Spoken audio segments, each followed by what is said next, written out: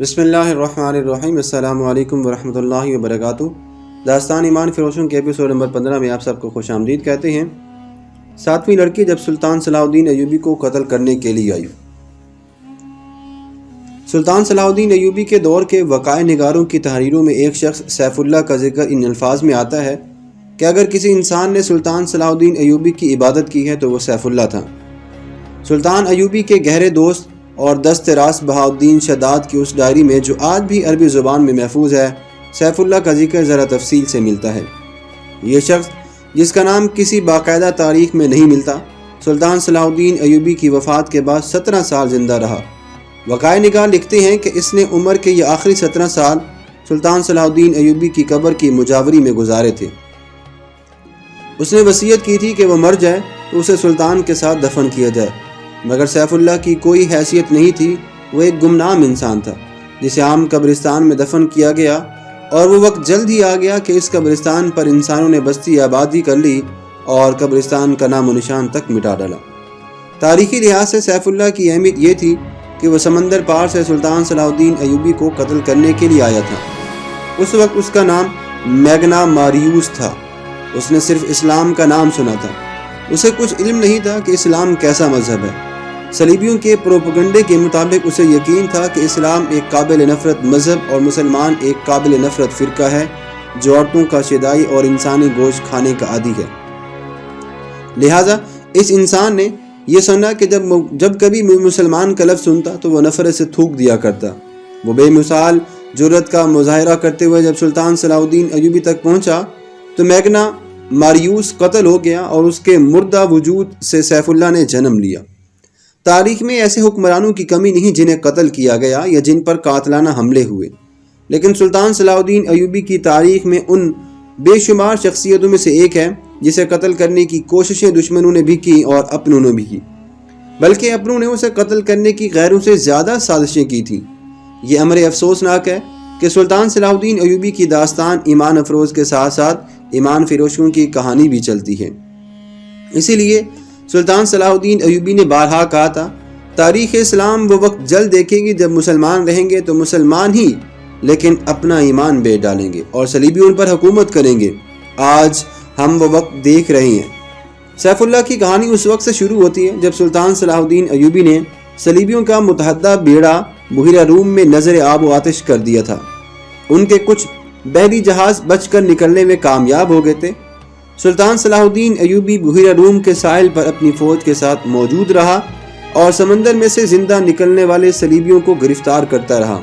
ان میں 7 لڑکیاں بھی تھیں جن کا تفصیلی ذکر آپ کو پہلے بتایا جا چکا ہے۔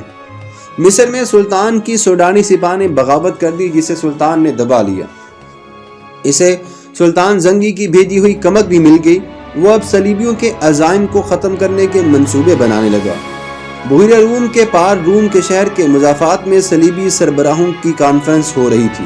ان میں شاہ آگسٹس، شاہ ریمانڈ اور شاہ لوئی ہفتم کا بھائی رابرٹ بھی تھا۔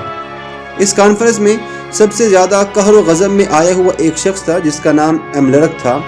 یہ ہم نے پیچھے بھی آپ کو بتا دی ہے۔ وہ صلیبیوں کے اس متحدہ بیڑے کا کمانڈر تھا جو مصر پر فوج کشی کے لیے گیا تھا، مگر سلطان صلاح الدین ایوبی ان پر ناگہانی آفت کی طرح ٹوٹ پڑا اور اس بیڑے کے ایک بھی سپاہی کو مصر کے ساحل پر قدم نہ رکھنے دیا۔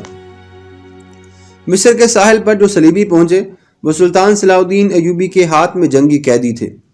صلیبیوں کی کانفرنس میں ایملرک کے ہونٹ کانپ رہے تھے۔ اس کا بیڑا غرق ہوئے 15 دن گزر گئے تھے۔ وہ 15ویں دن اٹلی کے ساحل پر پہنچا تھا۔ سلطان صلاح الدین ایوبی کے آتش گیر مادے اور تیر اندازوں نے اس کے جہاز کے بادبان اور مستول بھی جلا ڈالے تھے۔ یہ تو اس کی خوش قسمتی تھی کہ اس کے ملاحوں اور سپاہیوں نے آگ پر قابو پا لیا تھا اور وہ جہاز کو بچانے میں کامیاب ہو گئے تھے، مگر بادبانوں کے بغیر جہاز سمندر میں ڈولتا رہا۔ پھر طوفان آ گیا۔ اس کے بچنے کی اب کوئی صورت باقی نہیں رہی تھی۔ بہت سے بچے کھچے جہاز اور کشتیاں اس طوفان میں غرق ہو گئی تھیں۔ یہ ایک معجزہ تھا کہ ایملرک کا جہاز ڈولتا بھٹکتا ڈوب ڈوب کر ابھرتا اٹلی کے ساحل سے جا لگا تھا۔ اس میں اس کے ملاحوں کا بھی کمال شامل تھا۔ انہوں نے چپوؤں کے زور پر جہاز کو قابو میں رکھا تھا۔ ساحل پر پہنچتے ہی اس نے تمام ان ملاحوں اور سپاہیوں کو بے دریغ انعام دیا۔ صلیبی سربراہی وہاں اس کے منتظر کھڑے تھے۔ وہ اس پر غور کرنا چاہتے تھے کہ انہیں دھوکہ کس نے دیا ہے۔ ظاہر ہے کہ شک سوڈانی سالار ناجی پر ہی ہو سکتا تھا۔ اسی کے خط کے مطابق انہوں نے حملے کے لیے بیڑا روانہ کیا تھا، مگر ان کے ساتھ ناجی کا تحریری رابطہ پہلے بھی موجود تھا۔ انہوں نے ناجی کے اس خط کی تحریر پہلے 2 خطوں سے ملائی تو انہیں شک ہوا یہ کوئی گڑبڑ ہے۔ انہوں نے قاہرہ میں جاسوس بھیج رکھے تھے، مگر ان کی طرف سے کوئی اطلاع نہیں ملی تھی۔ انہیں یہ بتانے والا کوئی نہیں تھا کہ سلطان صلاح الدین ایوبی نے ناجی اور اس کے سازشی سالاروں کو خفیہ طریقے سے مروا دیا ہے اور رات کی تاریکی میں گمنام قبروں میں دفن بھی کر دیا تھا۔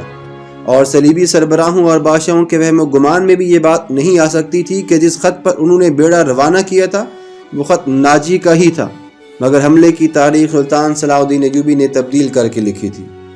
جاسوسوں کو ایسی معلومات کہیں سے بھی نہیں مل سکتی تھیں۔ یہ کانفرنس کسی نتیجے پر نہ پہنچ سکی۔ ایملرک کے منہ سے بات تک نہیں نکل رہی تھی۔ وہ شکست خوردہ تھا، غصے میں بھی تھا اور تھکا ہوا بھی۔ کانفرنس اگلے روز کے لیے ملتوی کر دی گئی۔ رات کے وقت یہ تمام سربراہ شکست کا غم شراب میں ڈبو رہے تھے۔ ایک آدمی اس محفل میں آیا، اسے صرف ریمانڈ جانتا تھا۔ وہ ریمانڈ کا قابل اعتماد جاسوس تھا۔ وہ حملے کی شام مصر کے ساحل پر اترا تھا۔ اس سے تھوڑی ہی دیر بعد صلیبیوں کا بیڑا آیا اور اس کی آنکھوں کے سامنے یہ بیڑا سلطان ایوبی کی قلیل فوج کے ہاتھوں تباہ ہوا تھا۔ یہ جاسوس مصر کے ساحل پر رہا اور اس نے بہت سی معلومات مہیا کر لی تھی۔ ریمانڈ نے اس کا تعارف کرایا تو اس کے سب ارد گرد جمع ہو گئے۔ اس جاسوس کو معلوم تھا کہ صلیبی سربراہوں نے سلطان ایوبی کو قتل کرانے کے لیے رابن نام کا ایک ماہر جاسوس سمندر پار بھیجا تھا اور اس کی مدد کے لیے 5 آدمی اور 7 جوان اور خوبصورت لڑکیاں بھی بھیجی گئی تھی۔ اس جاسوس نے بتایا کہ رابن زخمیوں کے ساتھ زخمی ہونے کا بہانہ کر کے سلطان صلاح الدین ایوبی کے کیمپ تک پہنچ گیا ہے۔ اس کے 5 آدمی تاجروں کے بھیس میں تھے۔ ان میں کرسٹوفر نام کے ایک آدمی نے سلطان صلاح الدین ایوبی پر تیر چلایا، مگر تیر خطا گیا۔ 5 آدمی پکڑے گئے اور 7 لڑکیاں بھی پکڑی گئی۔ انہوں نے کہانی تو اچھی گھڑ لی تھی۔ سلطان ایوبی نے لڑکیوں کو پناہ میں لے لیا اور 5 آدمیوں کو چھوڑ دیا تھا، مگر ایوبی کا ایک ماہر سراغ رساں جس کا نام علی بن سفیان ہے اچانک آ گیا۔ اس نے سب کو گرفتار کر لیا اور 5 میں سے ایک آدمی کو سب کے سامنے قتل کرا کے دوسروں سے اقبال جرم بھی کروا لیا۔ جاسوس نے کہا، میں نے اپنے متعلق بتایا تھا کہ میں ڈاکٹر ہوں، اس لیے سلطان نے مجھے زخموں کی مرہم پٹی کی ڈیوٹی دے دی۔